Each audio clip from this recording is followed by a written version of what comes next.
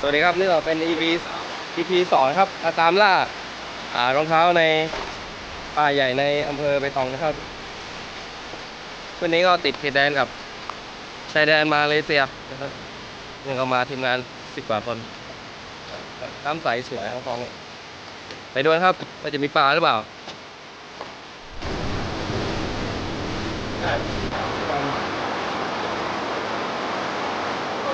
ก็ได้เจอ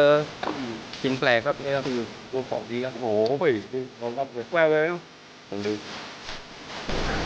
ครับดูครับแหม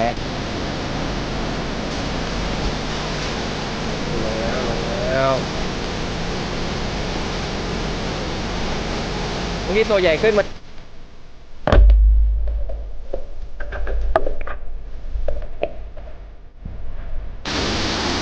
ไปโลแล้วนะ